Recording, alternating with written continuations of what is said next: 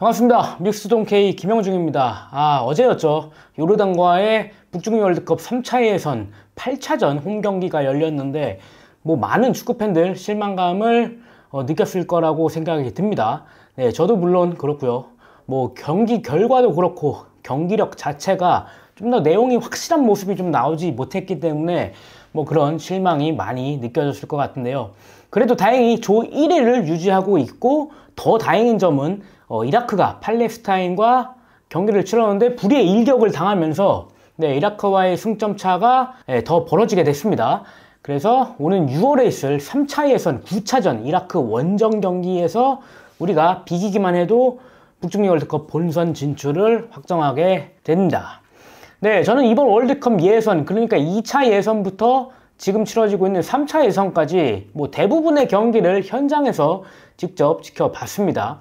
네, 홈 경기는 물론 정경기 현장 취재를 했고, 2차 예선 싱가포르 원정이나 아니면 3차 예선 요르단, 팔레스타인, 쿠웨이트 이런 팀들과의 원정 경기까지 모두 현장 취재를 하면서 대표팀의 그런 여러 가지 지금 흘러온 상황을 지켜봤는데요. 그만큼 이제 경기는 물론이고 선수들의 훈련하는 모습, 그리고 선수들의 기분, 얼굴 표정 이런 것들까지 가까이에서 확인을 할 수가 있었고, 홍명보 감독의 코멘트, 어떤 의도로 이야기를 했나, 이런 것들도 조금 더 가까운 거리에서 좀 더 세밀하게 관찰을 할 수가 있었습니다.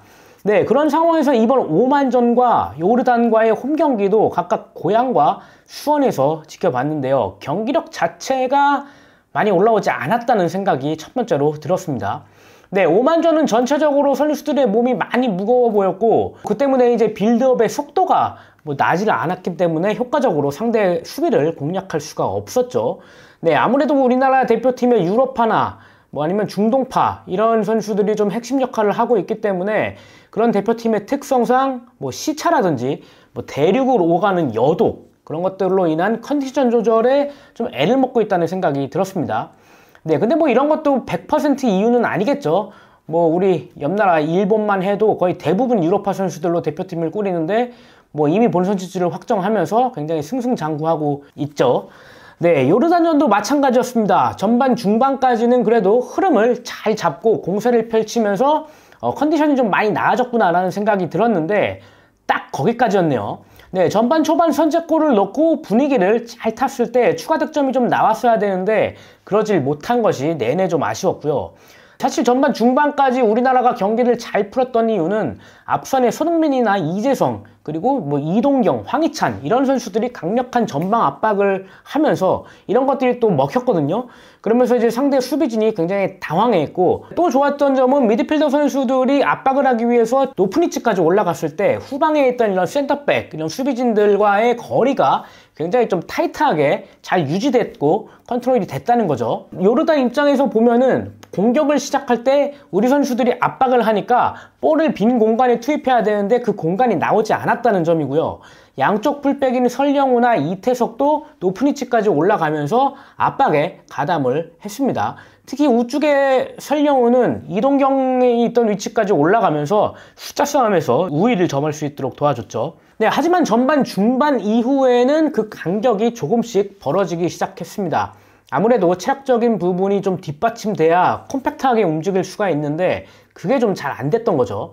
네, 그 결과 발 빠르고 기술 좋은 공격진인 알타말이라든지 알나이마트 이런 선수들에게 기회를 좀 내주기 시작했고요. 그 선수들의 이제 개인 기량, 드리블 능력을 통해서 우리의 공간을 파고들었고 기회를 조금씩 내주기 시작했죠. 그리고 결국에 실점 장면도 우리 중원의 미스를 틈타서 요르단이 찬스를 잡아가면서 요르단 입장에서는 득점까지 연결을 했습니다. 네, 후반전도 비슷한 양상이었습니다. 홍명보 감독은 이동경을 빼고 양민혁 선수를 투입했는데 대위전이었죠, 양민혁 선수. 네, 그래서 어쨌든 후반 초반까지는 대표팀의 그런 분위기가 좋았습니다. 양민혁이 이제 작년 강원이나 최근 QPR에서 도움을 올릴 때 보여줬던 그런 뒷공간 침투가 좀 먹혀 들어가면서 찬스를 잡았지만 후속 장면으로 연결되지 않았던 점은 조금 아쉬웠죠. 네, 근데 이마저도 후반 중반 이후에는 잘 나오질 않았습니다. 상대 수비가 내려서니까 그 공간이 나오지 않았던 이유도 있었고요. 네, 그리고 후반전에 또 답답했다고 제가 좀 느꼈던 거는 공격 시에 아무도 하프 스페이스를 공략하지 않았다는 거죠. 공략하지 못했다는 거죠, 사실. 네, 전반전에는 이재성이나 황희찬이 줄기차게 그 공간을 침투하면서 공략을 했고요. 그러면서 이제 위협적인 장면들을 많이 생산해냈는데 후반전에는 전혀 보이지를 않았어요. 뭐 그나마 후반 막판에 손흥민이 왼쪽 하프 스페이스를 좀 공략했던 점 말고는 못 본 것 같습니다. 네, 사실 최전방에 이제 오세훈 선수가 들어가면서 선 굵은 축구를 하기 위해서 그랬을 수도 있지만 오세훈으로 향하는 크로스가 얼마나 나왔는지 또 이거는 또 의문점이에요. 네, 그리고 추가 시간에 오형규가 들어가면서 투톱 형태로 변화가 있었는데 박스 안으로 향하는 크로스가 많이 나오질 않았다는 점은 아쉽네요. 네, 마지막으로 저는 이제 경기를 지켜보면서 또 아쉬웠던 게 슈팅을 좀 더 과감히 때렸어야 되지 않나 이런 생각이 들었습니다. 네, 상대가 내려서서 이제 박스 안 공간이 나오질 않으면 박스 바깥에서 뭐 과감하게 중거리 슈팅을 때린다거나 그러면서 좀 수비를 끌어내는 방법도 좀 확인을 해봤어야 되거든요. 근데 그런 것들이 전혀 나오질 않았습니다. 우리 대표팀 선수들, 중원에 있는 선수들 슈팅 능력들이 다 있잖아요. 황인범 선수도 그렇고. 근데 이런 것들이 좀 많이 안 나왔고 너무 이제 우리가 좀 공격 그 작업을 만들어서 하려는 게 아닌가 뭐 이런 생각이 들었습니다. 이날 경기에서 우리나라가 12개의 슈팅을 때렸고 유효 슈팅이 3개 나왔는데 90분 내내 우리 볼 점유율이 75%였거든요. 75대 25로 점유율이 굉장히 압도적으로 우리가 우세했는데 슈팅 숫자가 12개밖에 안 나왔다는 것은 과감히 때리지 못했다는 걸로 생각이 들 수 있습니다.